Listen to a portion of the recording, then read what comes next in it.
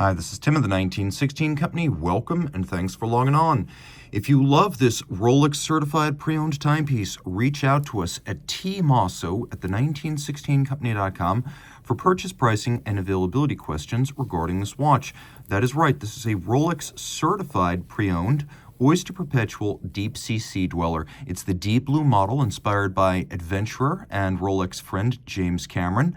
We also have the reference 116660 in hand. So this is going to be the first generation D-Blue that was made between 2014 and 2018. We're going to talk quickly about some of what you get with a Rolex Certified Pre-Owned timepiece. So I want to quickly address the accessory set. You'll get a unique Rolex Certified Pre-Owned hang tag. You can see this is a lovely little crest reminding you that the watch is Rolex Certified Pre-Owned, not merely used. As you travel, you will find this handy dandy leatherette pouch to be useful for traveling with your watch when it's not on the wrist. The timepiece will include a lovely little Rolex Certified Pre-Owned box, and then a number of documents that come with the watch, including a warranty manual so you know how to action the 2-year internationally valid Rolex factory warranty that comes with the certified pre-owned timepiece. There's also a little brochure that discusses the CPO program itself, care, feeding, and service of your watch. And finally, a little leatherette wallet with your warranty card that is the internationally valid warranty. How does that differ from used? Well, anyone can give you a 2-year warranty, but you'll have to send the watch back to wherever that vendor is located if you want to action it, and then who knows who's going to service the watch. With Rolex Certified Pre-Owned, you can take your watch to any Rolex vendor or service center anywhere in the world and action this warranty. That's why it is Rolex International and universally valid from the factory. So now that we know what we get with a Rolex Certified Pre-Owned timepiece, which by the way includes Rolex authentication and if necessary, Rolex parts service and refinishing, let's talk about what actually comes from the Rolex factory. So this watch right here was originally sold in 2015, and as I mentioned, it is the first generation D-Blue, which uses the essential Deepsea Sea Dweller design that bowed back at Bezel World in 2008. It is a large and aggressive diving instrument at 44 millimeters in diameter. It's 17.8 millimeters thick.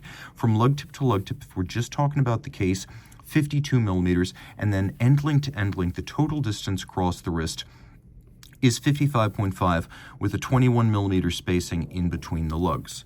What we'll do here is we will demonstrate the watch on my wrist of 16 centimeters circumference. And it's a large timepiece. It could be described as oversized, but it's not so big and ungainly that I wouldn't wear it. Now, my wrist is not large, but the watch has a nice cushion case profile, almost like a tonneau. And you can see how over the top, the edge of the case is not beyond the edge of my wrist. So I would say if your wrist is my size or larger, game on, this watch is going to fit. Taking a look from every angle, here's your down the barrel shot, and again, you can see the lugs are not out beyond the edge of my wrist. It won't fit underneath a tight dress cuff. It should fit underneath a jacket sleeve, and I'll also mention this is the type of Rolex watch often designed to be worn over apparel, specifically dive suits. We'll talk about how you make that happen in just a moment. A little note about alloys. Rolex uses 904L steel, oyster steel, as they call it. It is an alloy that is highly resistant to corrosion. So unlike 316L, it does not need to be rinsed after exposure to seawater. It's got you covered in that regard. The case back was actually the first titanium component ever on a Rolex watch. That is RLX titanium. It's a version of grade 5. It's very hard, it's very light, and it is part of the ring lock system that includes the 5.5 millimeter sapphire crystal. There is a nitrogen alloy steel compression ring underneath. That's where that text is actually blazon, and then the cylindrical compression system ends with the titanium on the case back. So basically it's held together like a sandwich to make it water resistant. Screw down, triple lock crown. No doubt you see 3 symmetrical dots. That means a steel triple lock crown. The bracelet, an oyster bracelet, 3-link design, primarily satinated with a conforming end link to mate it cleanly to the lugs. You can see the outer faces are polished. And then we do have a few removable links, which are fixed in place using screws if you want to size this. 2 different extension systems. One is flip lock. So flip lock is the very traditional type of dive extension. It's what you expect on a standard dive watch. It's an all-or-nothing extension that can be used over a wetsuit or a dry suit, or if you're like me and you live in a cold climate, sometimes a thick winter coat or sweater. Now, the other element here is a very deluxe version of Glide Lock. Glide Lock, as you'll see it on a standard Sea Dweller or a Submariner, has 10 2mm increments, so 20 millimeters of total adjustability, but it requires you on a Submariner or a standard Sea Dweller 43 to remove the watch from the wrist. What makes this system unique is that you have this serration with lever action, so now you're able to make the adjustment while the watch is on the wrist, which prevents accidental droppage in a deep water marine environment. So a wonderful feature there, and you can see that the swing arm for the folding clasp is thick gauge steel, and then we've actually got two locking mechanisms. Underneath we have a spring-loaded lift lock system with an integrated beak and a hook, so you have that first latch and first lock, and then a second one which is a clamshell, so a little bit of extra security. Some notes here: Rolex has a helium escape valve on its watch. Why? Well, because if you are a saturation diver, and you probably know who you are if you are,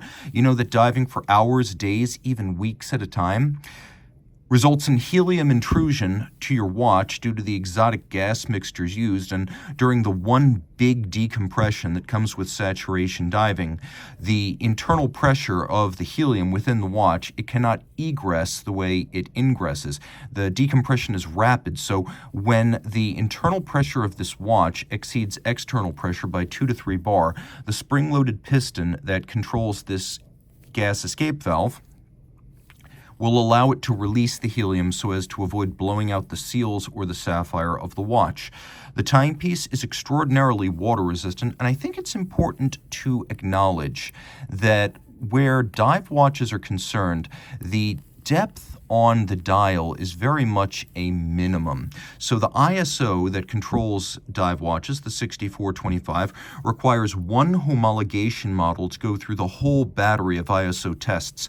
But every single example that is an ISO 6425 diver must be pressurized to 125% of the dial rated depth. So this watch has been pressurized to 125% of what you see there, a fail-safe against misfortune while using this watch as intended.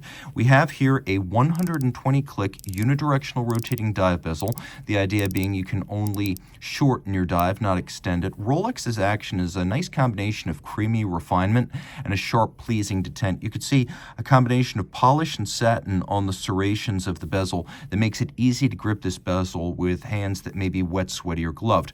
Rolex is all about excess of engineering, which is why this bezel pearl is actually capped by sapphire, just like the dial for durability.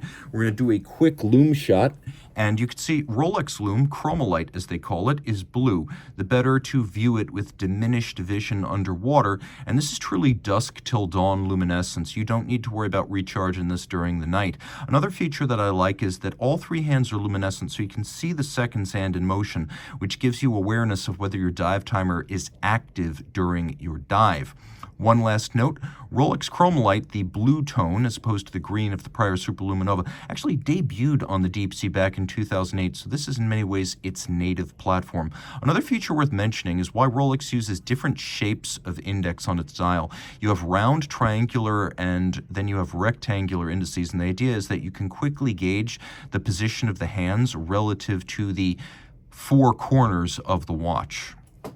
Like I said, this is all about legibility here. One feature you'll note absent is the Cyclops eye. Well, you'll find it on lesser divers and lower depth-rated models. It's not here because of the sheer thickness of the 5.5 millimeter thick sapphire, so you don't have it, but it's quite easy to see the date. A note about the dial. So when James Cameron dove to the bottom of the Challenger Deep in 2012, he did so in a submersible of his own ownership. So that submersible, the Deepsea Challenger, was the signal green color of the word deep sea here on this dial, and the descent from the surface to the deepest part of the ocean went from a light blue to a dark, so that's what that gradient symbolizes. The hands and the indices are white gold, so they will never tarnish, oxidize, or discolor, and the bezel uses Rolex Cerachrome ceramic insert because that ceramic insert is very scratch resistant. Then we have the indices and the numerals, which are deposited platinum so that they will never tarnish with time. We do have two subsidiary setting modes if you wish to set this watch. We have the hacking seconds function where you pull the crown out all the way. Now you can set it precisely to a reference time.